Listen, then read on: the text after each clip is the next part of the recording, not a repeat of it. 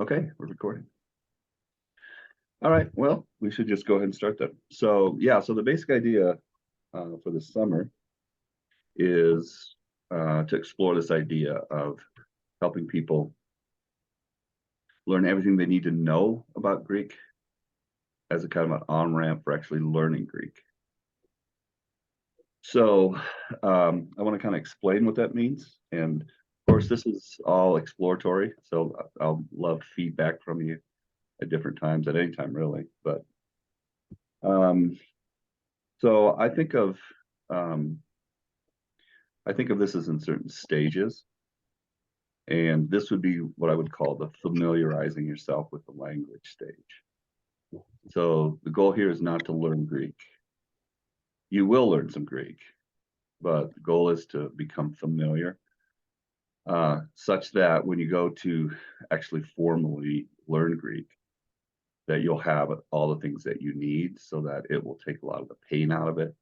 It'll be something like you're already familiar with some basic grammar and syntax related to Greek, so that when you start needing to digest all the forms and working with the language, it should be something like plug and play, because um, you're going to have the subjunctive mood and you're going to have the optative mood. Right? You have these different moods. Well, what is that? Well, if you can work with those concepts in English, become familiar with that, then when you turn to Greek, you're not learning both Greek and the subjunctive, what means that it's a subjunctive mood.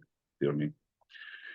So, and the other thing is, I really want this to be something so that if you do not want to do any kind of homework, then you'll still find our sessions valuable and enjoyable.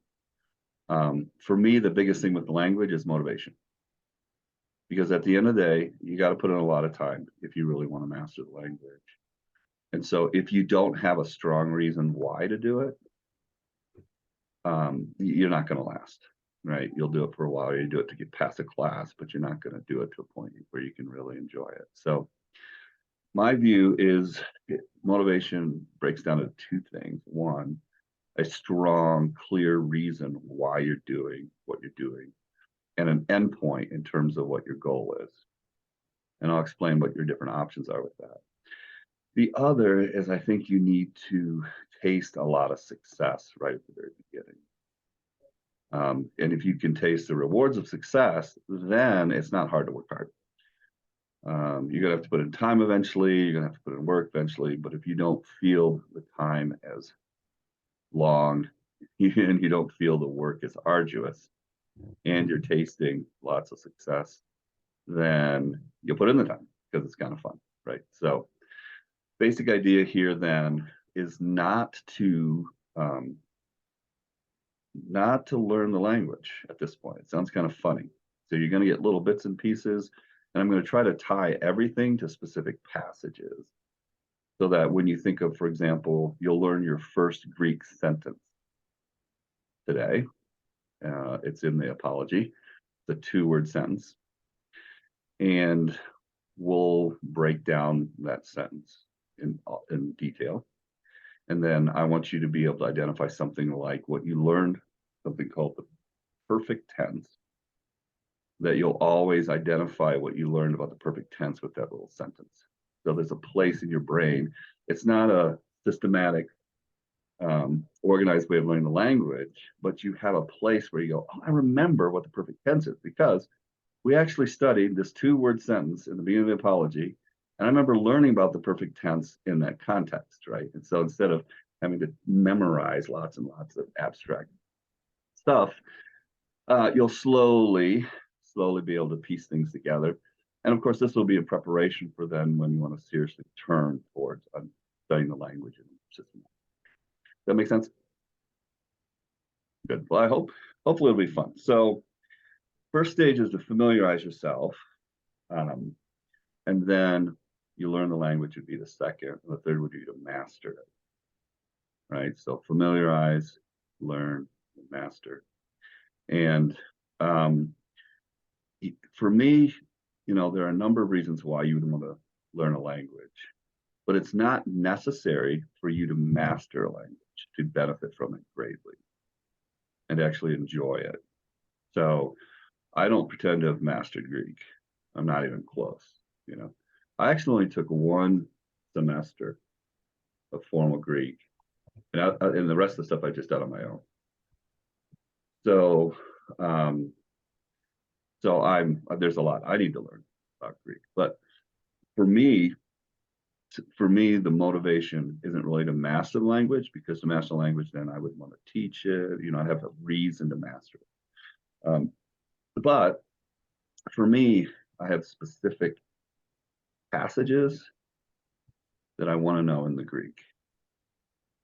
There's specific texts that I want to be able to read in the Greek. And so my approach is not to master the language, but to learn the language to a point where I can master a passage.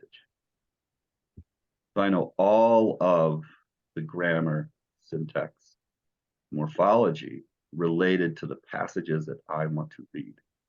And that makes language learning really manageable, because I don't need to read all of, Pindar. I have no interest in reading all of Pindar, but there are certain passages that I would like to read, from the Republic or the Gorgias or whatever. And all I have to do is learn the grammar and syntax for those passages. And I only have to know the vocabulary for those passages. And that's kind of basically how I started with the Bible. After I had one semester of Greek, I just swore off my English Bible.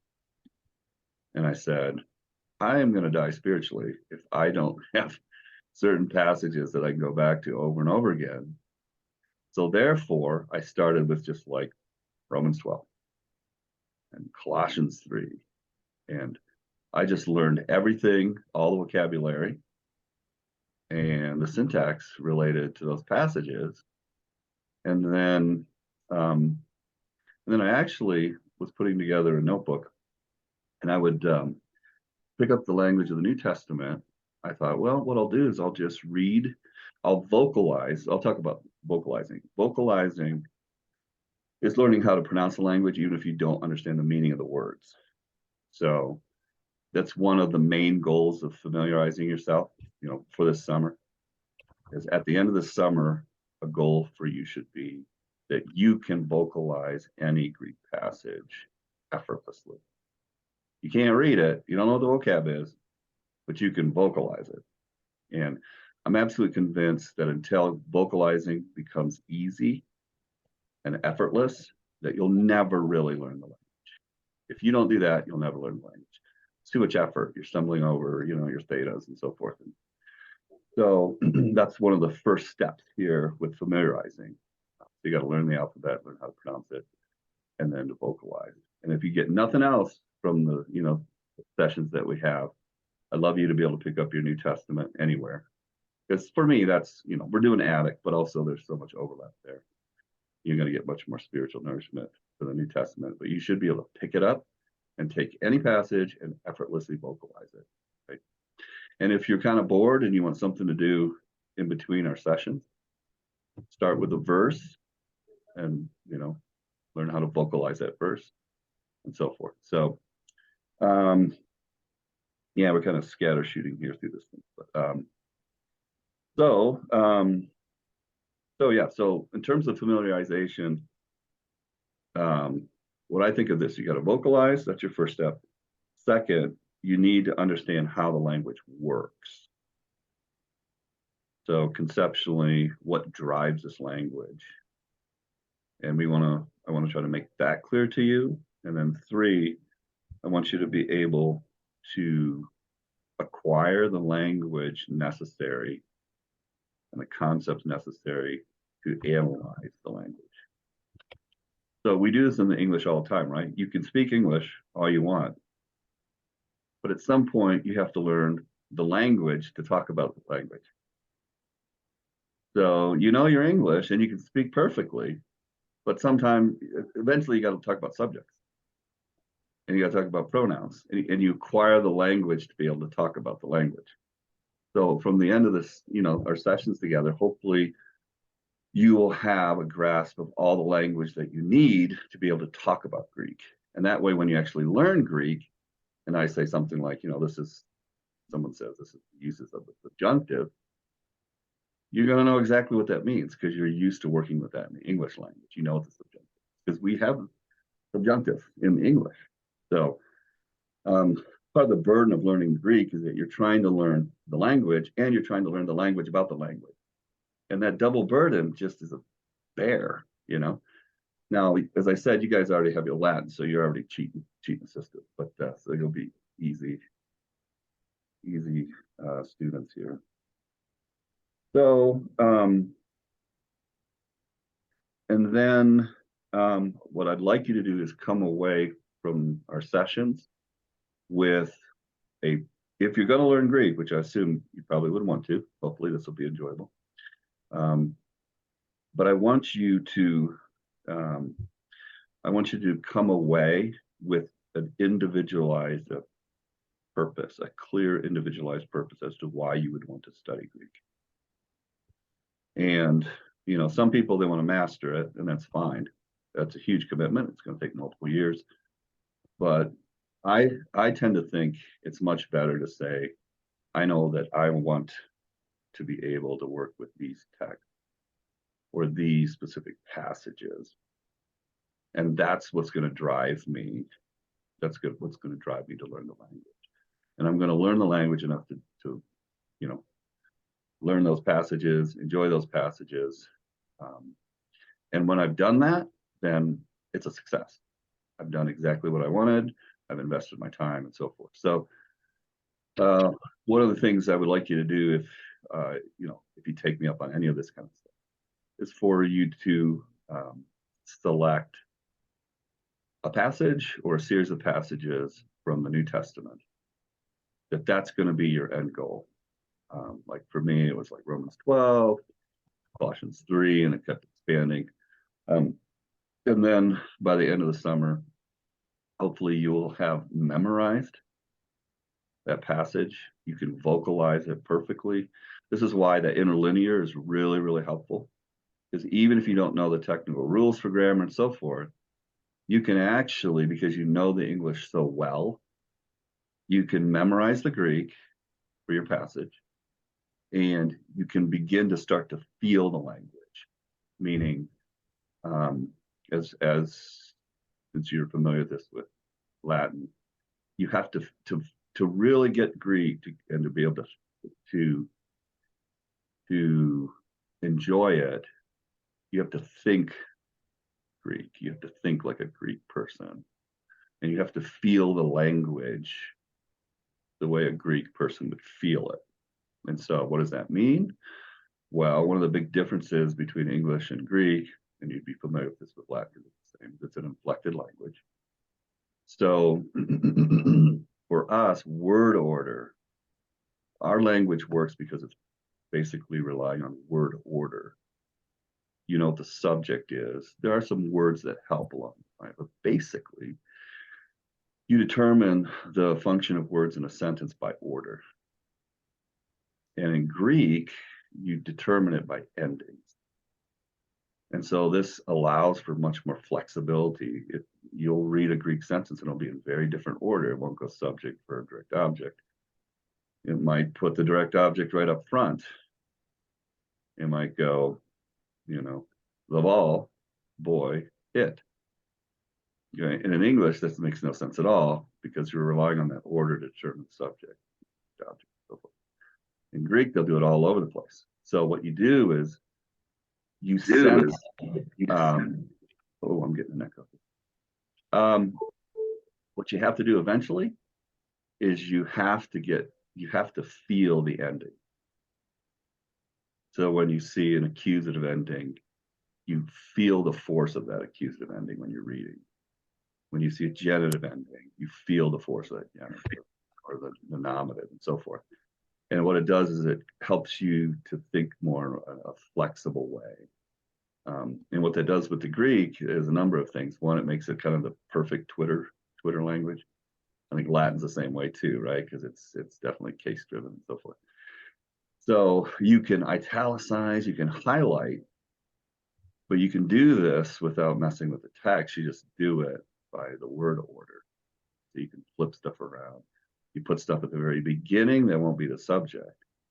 But you want to, the writer wants to direct your attention to that, you know, that word right at the beginning and so forth. So, okay, you can stop me anytime you wish, but the goal then would be this then: vocalize effortlessly. 2, understand the language that you need to talk about the language. 3, you're going to learn a little bit of vocab and forms and so forth, but we're not going to do that in a systematic way. We're not learning the language, so you're going to pick up stuff without learning. So I don't want you to try to memorize. This is the primary purpose, and this especially for beginners here. But the primary purpose is to listen. What you're doing is you got to think of yourself as an apprentice, and what you're doing is you're allowed to come into the workshop. And you know, Jaden has some Greek. You're going to overhear me talking to Jaden. Jaden's going to give stuff, and you're going to listen in, and you're not going to try to memorize. You're just going to be listening in. And I do want you to have a notebook. And what I want you to be writing in the notebook are basic. So relax and listen. That's the number one thing you need to do. Don't try to memorize it. Just relax and listen, because you're going to absorb this stuff by hearing it multiple times. And so don't worry about it. Just enjoy it. You're in a workshop. So you're listening, right? You're that first stage, you're listening. And then I want you to, I don't want you to be burdened with writing, but I want you to be writing. And what does that mean? Well, you're going to hear terms. And I don't want you to scramble to get the definitions of terms, but I will explain it. Like we'll talk about the aorist tense, we'll talk about the perfect tense. I don't want you to be writing because that's kind of a distraction from listening. So, but I want you to write down terms. And then if a certain Greek word for some reason sticks, and you're like, I don't know why, but I just remember that the meaning of that word, we'll write that word down. Or a word that just, you know, catches your attention for whatever reason. And if you have a question, you can write down the question. But for the most part, don't get too distracted, but build your vocabulary, because we're going to help you build the language that allows you to talk about the language. Okay. And then the other would be, again, as I said, I want you to come out of this with some passages that would, if you were to learn the language, it would be worth it to you because you want to understand these particular passages. And then hopefully over the summer you can vocalize those effortlessly, and then memorize them, and then even learn the vocabulary for that passage, and then even maybe some syntax and so forth, but just enough for that passage. And that passage could be a sentence. It could be a verse. It could be, you know, it could be 5 verses, 6 verses. Okay, does that make sense? So we'll see how that goes. I think it's kind of fun. Yes. So let's see. I'm kind of just going through my notes here. Okay, so let's do this. What I want to do here is I'm going to pull up the Greek, and the opening to, we're going to share. Okay. Steven Schumacher has started screen sharing. Okay. You are viewing Steven Schumacher's screen. I don't know why this is talking. So, good. Okay. So you can see that. I think we'll go back to this. Okay. So, what I'd like to do, actually, I kind of like to see faces. Maybe we'll do this, a couple faces here and there. All right. So, Jaden, you know your alphabet obviously by now, since you've been working with the Greek. So this is what I want to do, though. All right.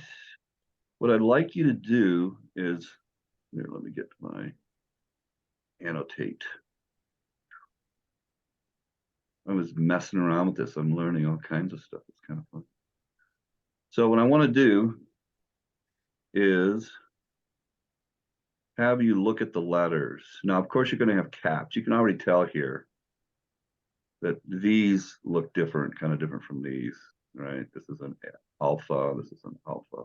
So they do have capitals and then small ones. So the text here only has really one capital, it's right here, all right? Other than that, these are all lowercase or whatever. So what I'd like to do here is just encourage you, each of you, to look at this first part of the sentence. Goes all the way through here. Okay, all the way to there. This is that sentence that you're going to learn about. This is your first sentence. All right. But what I want you to do is look at here, and I want you to find letters that look like you could know what they are. All right. So go through there, and let's just start taking a guess as to not the names of the letters, but the sounds that they make. So Russell, pick one out here. Pick me any here. Of those in that first word? Yeah. Hoti. The O, is that just a typical O or ah sound? Yeah, so Cotter's not going to like me, but he needs to get saved on some of these things. So this is called an omicron, a little omicron. There's omega and It's going to be omicron. hard. What's that? This is going to be hard, not using the Erastian pronunciation. Oh, So he because thinks Jaden, this- don't you pronounce like logos or pronounce that think like hati. ah? Yeah. No. It's Hoti. I'll have to switch No. over to the modern Greek pronunciation. We'll forgive you, but Okay. Cotter thinks that I'm just a unwashed savage for calling. That's it's, but I think I can prove that this is an O sound. In fact, if you talk to Greek people that read their New Testament, it's a long O sound. So Cotter would say this is an ah, like logos, but I say it's an O, logos. So yeah, so that is a O sound. How about this? Look familiar? T probably This one here? to sound. T. Yeah, that's right. Right. And that's an I.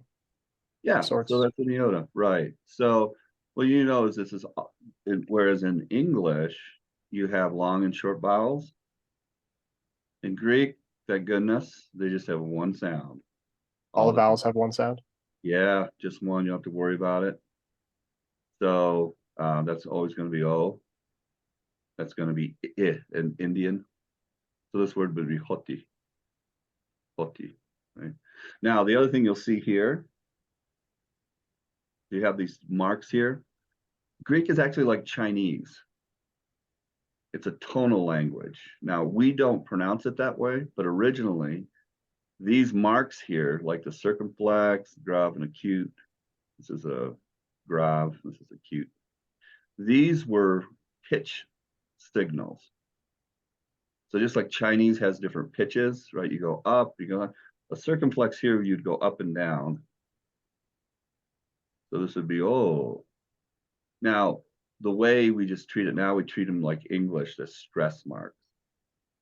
All right. So if you want to pronounce the word like carpet, you stress the first syllable, carpet. You don't go carpet, right? You go carpet. So you just treat these as stressed syllables. And then the exception here, look at this here. This looks like a cupped, right? It's a cupped thing. That's not a stress. At the any vowel, this is a U, any vowel at the beginning of a word has what is called a breathing mark.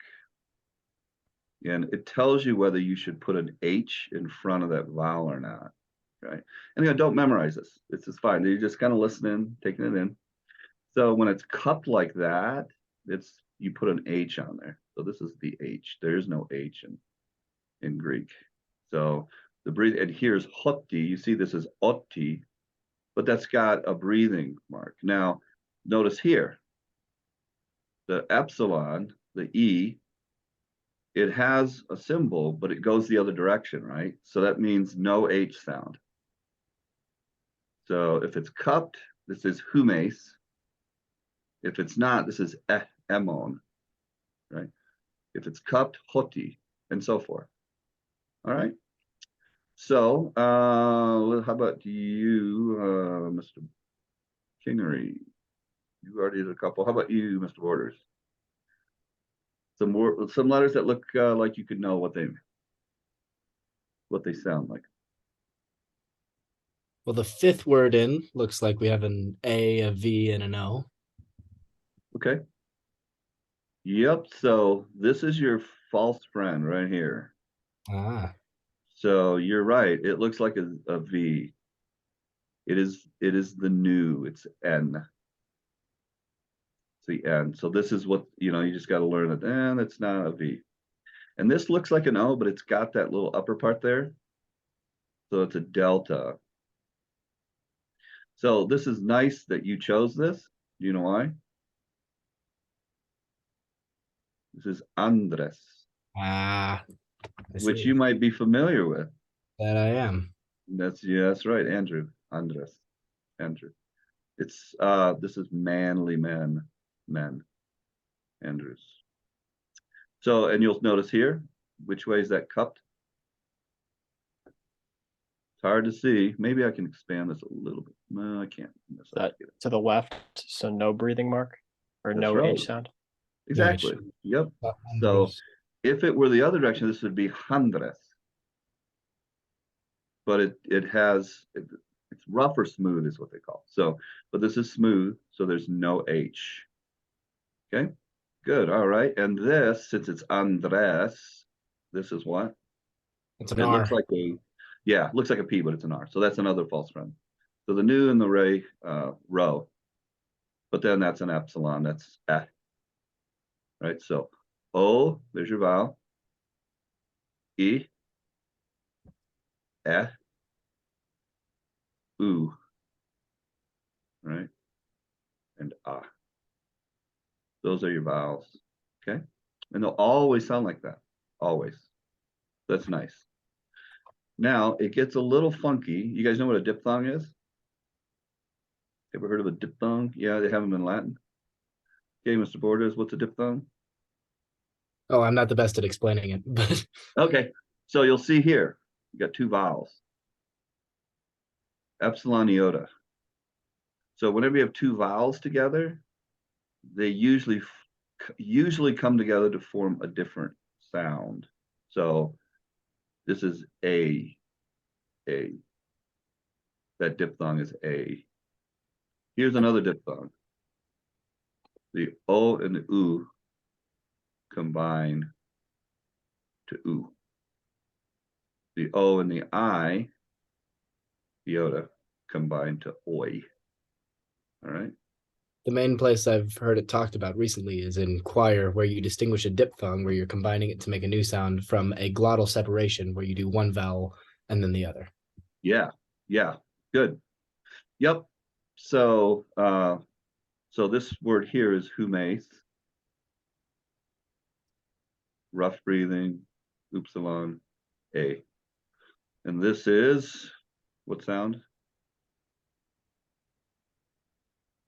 That's right. That's a sigma, so that's an S. Okay. Okay. This one, it looks unfamiliar, but you might know of it from science. Anyone with that? How about you, Hannah Joy? You're down there somewhere. There you are. Anyone that you recognize that you think? What's that? I recognize the theta, the pi. Also, the U with the line going down, I'm guessing is an M sound. I recognize it from science. It's used for micro. The one in the third or the second word, and the third word. The what going down? Oh, the mu. Yes, the mu. Good. Yeah. So that's, yep. So this is the word men. And you're going to see this very useful, very useful. See this men and this delta. It's a DE. There's an epsilon there that's disappeared, which is why they put that in there. These are a pair. They come together. I'm sure there's something in Latin that corresponds to it. But this is how the Greeks created bullet points. They would go, and men, and then they go, And then they go, but on the other end, and then they Your go, internet connection is stable. and then they go. Can you hear me? Yes. Now Okay. it was kind of wigging out for a second. Yeah, okay. So again, you don't want to memorize this, but these things are very useful. They're called particles, and they're these tiny words that signal logical structure. It's like we would have the word like therefore. That's a signal word, right? That allows you to connect it. You're like, oh, I see there's an explanation beginning. So men and de are particles. You get to know them quite well. But so if we were to look, if this is the Greek, we'll show you how this works here. Does anybody want to guess what this word is? Can you pronounce it? Oh, this one we haven't heard yet. This is also a vowel. It's the eta. So just like you have o, I, e, u, that's the omega. O, a, e. Eta is a. So alpha is always a, like as in father. They do have the long a, but it's the eta. It's a different vowel. Okay. You got it? So this, anybody want to take a guess what this word is? This is alpha. Ah. You want to take a chance, Hannah Joy? It's capitalized, which also is proper now. I don't know what the theta sound makes, The theta? but I could probably try to make a guess with everything else. So the theta is Is the TH. theta a T sound? It's a TH Oh, sound. a TH. Okay. Mhm. Athenaioi. Pretty good. Pretty good. Athenaioi. Does that sound like something? Athenaioi? Athens, Athens. Athens. Yeah. Athenians. Okay. So whatever you, O men of Athens, experienced because of or by my accusers, uk oida. All right, here's your first sentence. You can pronounce that right. Uk, u, and that's kappa. That's okay. Uk and oida. All right, this is a perfect sentence for you to learn. This is the word not. It's one of the different ways you can say not in Greek. And this is actually enough to have a full sentence, that one word. Because endings are where you figure out the meaning structure. So this is uk oida, and it means I do not know. All right. It's a perfect word. All right. So now you can tell. If anybody asks you anything about Greek, you just go uk oida. Uk oida. I don't know. Right? It's perfect. So so let's just focus on this. All right. Uk oida. What do you notice? What's up here? Hard to see. What's up here? Is that the diphthong that you were mentioning? Okay, so that's good. So you know this is a diphthong. Good. And up here, And there's actually there's two things going on here. There's the accent mark, and then there's actually tucked underneath it is one of these breathing marks. Because notice it's not just in front of a word where there is a single vowel that you have to determine whether there's a breathing mark or not, whether there's a H sound or not. You also have to do that for your diphthongs. So ook, you got to know whether that's hook or whether it's ook, right? Ook, if this is ook oida because it's cupped this way, and this is oida as opposed to hoida. Okay. So ook oida. All right. Couple more things here. Oh, questions? We're good? the diphthong is the combination of two vowels, right? Not the mark over it. It's the combination of the two vowels, and diphthongs only for Greek purposes pertain to vowel. Okay. Okay. So why don't each of you, let's just go here. How about Jaden? Anything you want to know about this here? You've been listening patiently here, and I'm kind of catching everybody up to speed, but anything you want to share? How about oida? Do you recognize oida, the tense of oida? The tricky one. Yeah, I remember us talking about it, that it's technically a perfect, but Yeah. it's always translated as a present. Yes. I forget why, but and what it comes from. Yep. Was it from Gnosko? I don't think so. No. No, It's its own separate thing. Okay, so let's talk a little bit here. Let's learn a little bit about the language. There are tenses in any language, right? But here's the thing that's different in Greek, and there are 7 tenses in the Greek. There's the present, there's the imperfect, there's the aorist, there is the future, there is the perfect, there is the pluperfect, and the future perfect. All right. They just got to know that they have these various tenses. But here's what's fun about Greek. Very fun if you can shift your mindset. When you hear the word tense in English, you think time, past, present, future. So it should make you wonder why on earth there are 7 tenses, right? Right? Because you're like, I only know 3, past, present, future. Why are there 7 tenses? And that's because tenses are not primarily about time. They do relate to time, but they for the most part are a way of talking about a certain kind of action. So what does that mean? So what I'm going to do is I'm going to teach you this notation here that can help. So when you think of tenses and you want to think of time, it is true, there's time involved. Then you would want to do this next to a verb, right? Let me change this so it's not disappearing all. Oh, let me go this here. See if I can.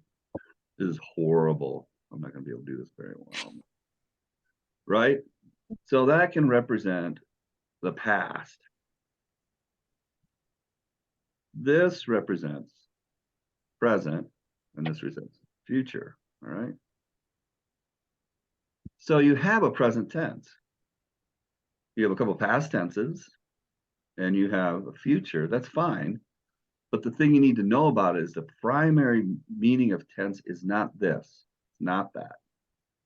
It's that there are different kinds of action. Okay. So what does that mean? Well, you can have a focus on just, you could say, a punctiliar, that something happens. All right. Or you can think of something as continuing to happen. Or you can think about something as continuing to happen, but in a habitual way or a repetitive way. These are supposed to be dots, but it won't write it. So, right? Punctiliar, that something happens. All right, it won't write it. Right? Okay, can you hear me? I think I got unstable. Can you hear me? I think I got unstable. Yeah, I'm getting an echo for some reason. Okay, is that making sense? So this is time when it happens. This is the when thing. But what you're really thinking about and what Greek really wants to focus on is kinds of action. This is a waste of everyone's time writing this out, right? Kinds of action. So if you want to emphasize kind of a nondescript that just something happened, and you don't, it's just like, I don't want to go into any further concern. I just want to say that something happened. That's an aorist kind of action. So that looks, it's A-O-R-I-S-T, aorist. And that's one of the tenses. And so it can be simple past, but once you leave one of the moods and gets into the other ones, again, you just want to listen to this a little bit. It's not going to focus on it being in the past. It just wants to say, hey, I just want to say something happened, or the kind of action is just nondescript. Okay. Then I can also think of something as continuing to happen. And when that's done in the past, that's going to be your imperfect tense. All right. So if you want to say something happened more than once, so it kind of happened repetitively. Like if you say something like,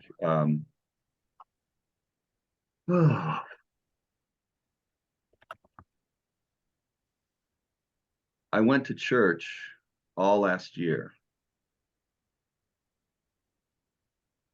Well, clearly you weren't in church all year long. You went to church on Sundays all last year. So the Greek will allow you to put that in the imperfect tense. And so when you read it, you're like, oh, something fun is going on. If you see aorist, it's kind of like blah. Nothing super cool is going on. And then as a writer, when you want to start to emphasize stuff, then you're like, well, I'm going to shift the imperfect because that's going to allow me to focus in on some other aspect of just whether it happened or not. Okay. So it could have happened continually. It could have happened periodically, but repetitively. All these things are the imperfect. All right. And then we're getting to the perfect here. The perfect is really fun. The perfect is really fun because it's actually talking about the present time. It's this time.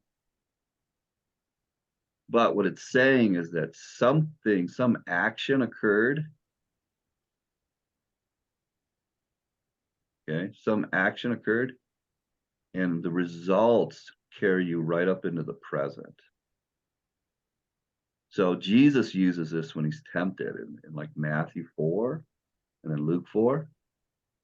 When he says, it is written, the Greek word there is gegraptai. And it's the idea that, yeah, Deuteronomy, it was written, but it's still relevant. Some people like to translate, it stands written, right? So it's authoritative, even though it was written in the past. It extends right into the present.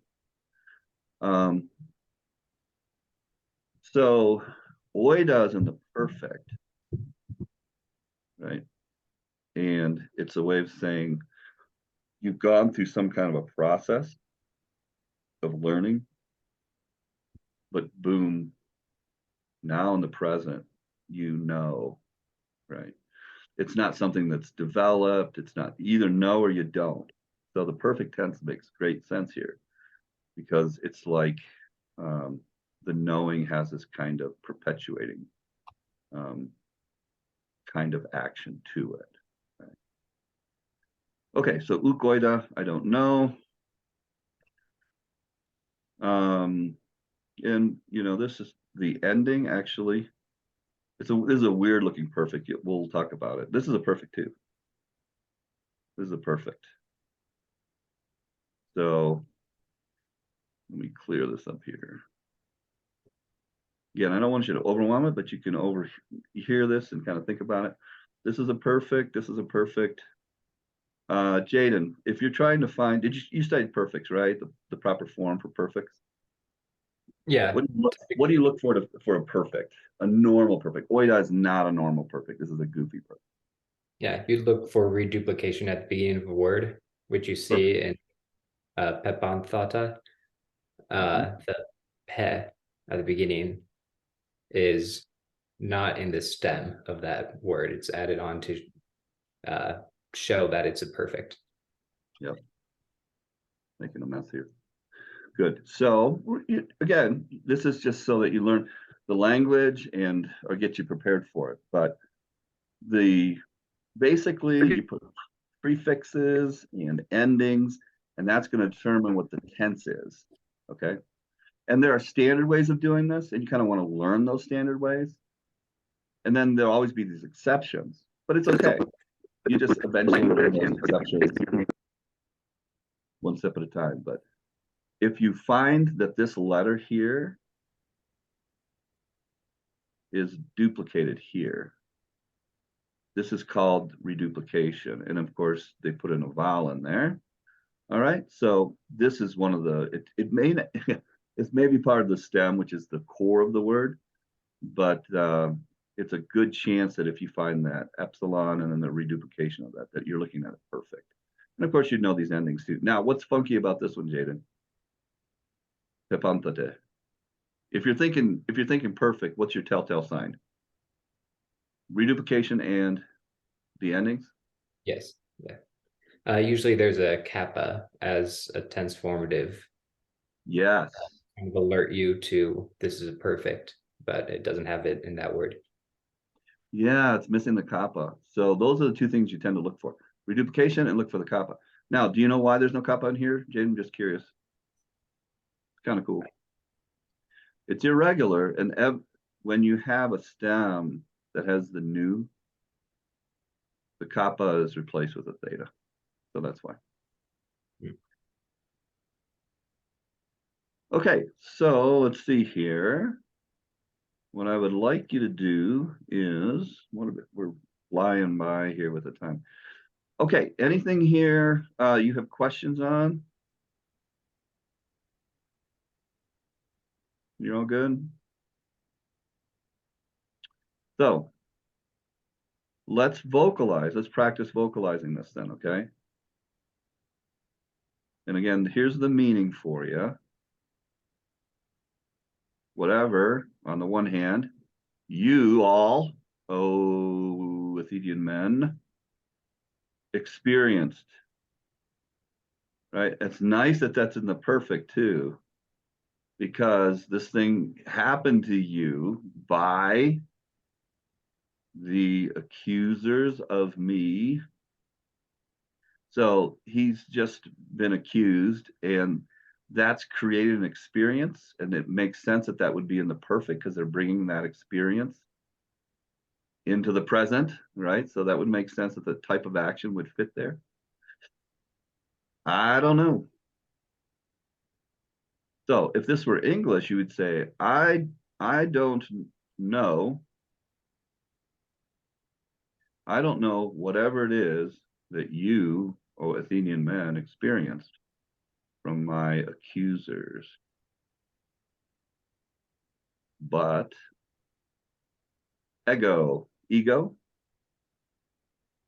but I, even myself, by them,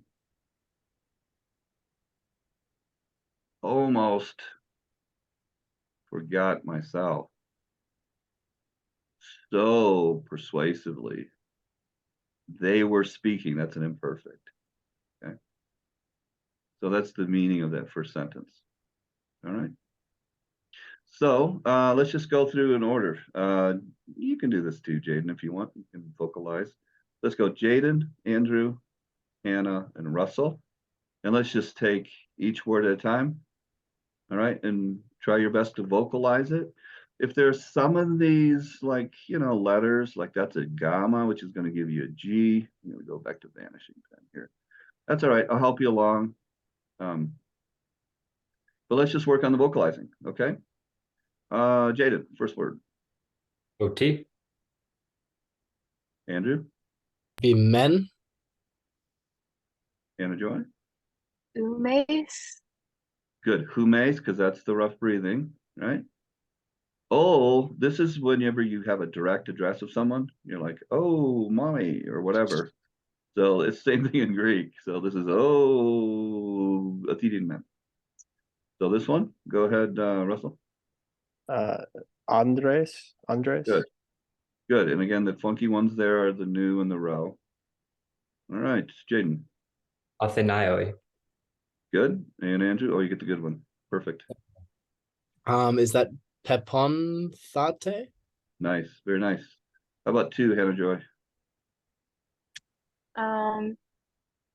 Upo. That's the omega. Toe. Yeah. Yeah.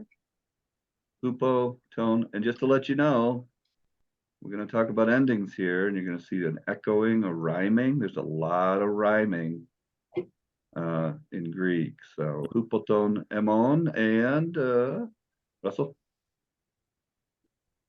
I don't know the third letter. Third is That's a vowel. T, right? Oh, Yep. there's Yep, you got it. It's a T.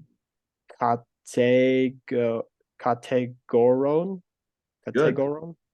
Nice. And you even threw in the accent. Very nice. The accent's on the categoron.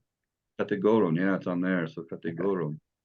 So if you see this, is it acute because it's slanting to the right, that's stressed.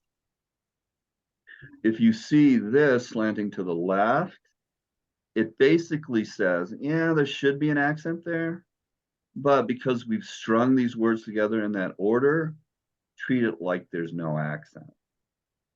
Okay? And then humes is just, if you were to really do it, it'd be kind of up and down, but just, you'd stress that and so forth. Okay, categoron, and then next to there, Mr. Nermi. Uk order. Yep, good. And then Andrew, how about let's go 4 words. Boom, boom, boom. Ooh, that first one would be ego. Yep. Just the delta, what would that be? So that's the that's actually the delta and an epsilon. Oh. But this shows you that they eliminated the epsilon because that's a vowel. That's the vowel sound, ooh. So they just go dun instead of deun. Okay? Deun. Yeah, dun. So ego dun. Kai with the accent that's pretending to exist. Yep. And kai here is the word and. Okay. Ego dun, kai, autos, automobile. So this is self. It has different meanings, like same, self, or it could be he. But just for now, that's a self. All right. How about Anna Joy? Let's go. Just crank away. Next few words. Oop. Auton. Okay, so this is an upsilon with a rough breathing. So I might not have heard you right. You said hoop. Is that what you did? Hoop. Like I did not add the H-O-O-P? H. Okay. Yep. So this lets you know because it's cupped that way that it's an H. So hoop auton. Yep. How about this one here?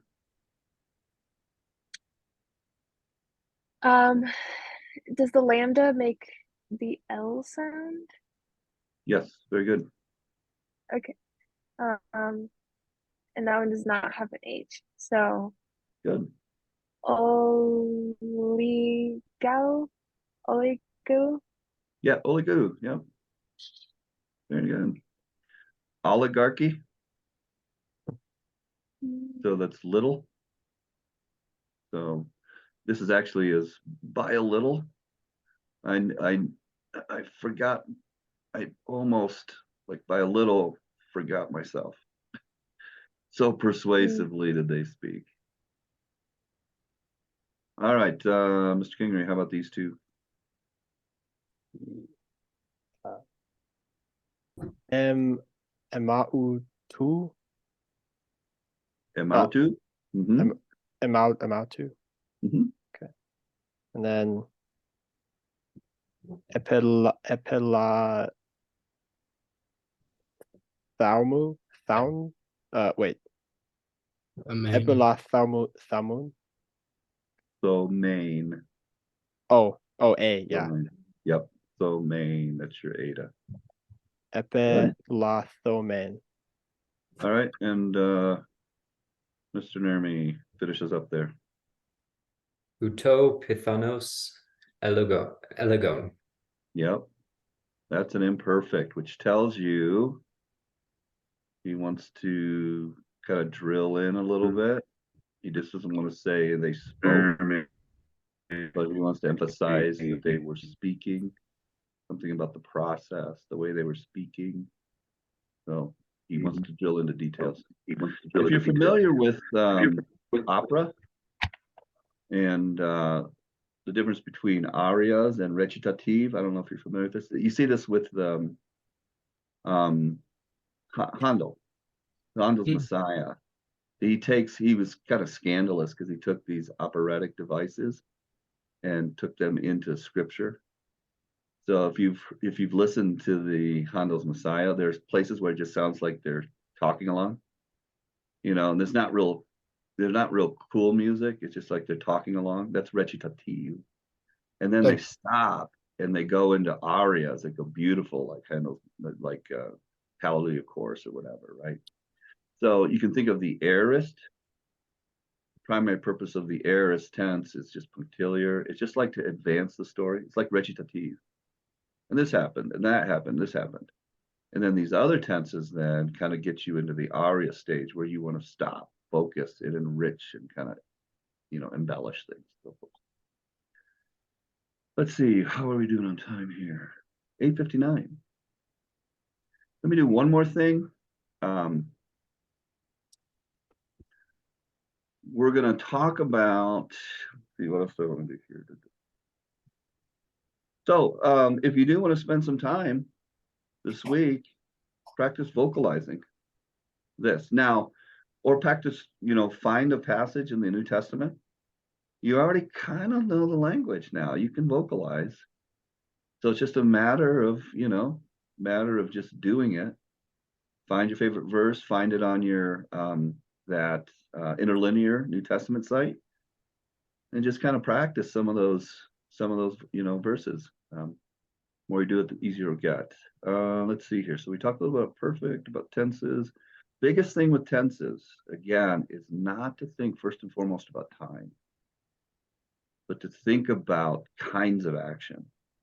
And we actually have this in the English too. So like the English, if I say, I could say I'm going to church. What tense is that?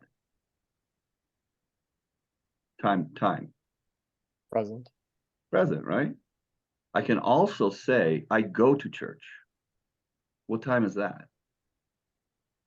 Also present. What am I saying if I go to church? It's also the present, right? No, but what am I saying? What am I trying to say? If I say I go to church. Oh. You regularly go to church? Yeah, it's not in the present. It's nothing to do with the present time. I want to establish that this is a habitual thing for me. I go to church. So see, there you get to feel, even in English, there are tenses, but it's not necessarily time. It's the kind of action. So if I want to emphasize habitual action, repetitive action, continual action, I use the present for the present, and then I use the imperfect for the temporal past, and then the future for the temporal future. But those are all kind of that richer sense of kind of action. And by context, you got to figure out whether it's habitual, like, am I going to church or do I go to church? You got to figure that out by context, but the kind of action is really what you're looking for in each of the texts. All right. All right. Hopefully that was not too painful. That last part's cool because as far as I remember, Latin doesn't distinguish between those kinds of tenses. Like we translated present both ways. Both ways meaning what ways? I go and I am going. Yeah, Stephen well, kind of. has stopped screen share. Do you guys? I don't know. Do you guys remember anything like that? The one tense we didn't have in the Latin was the aorist, as you said. We dealt with the other six pretty regularly. Yeah. And They were what we learned used there tracks. differently. What's that? Sorry. I missed something. Yeah. So the thing about it is that we're going to talk about different moods: the indicative, the subjunctive, the optative, participle. Once you leave the indicative mood and you get into other moods, then time gets thrown out. Time does not travel well. It stays in the indicative mood. And so we'll talk about the differences there next week. Okay. All right. We'll see you then. Yeah. Thank you. Thanks, Yeah. Doc. Thank you. Thanks, Have a good Shu. night. Yep.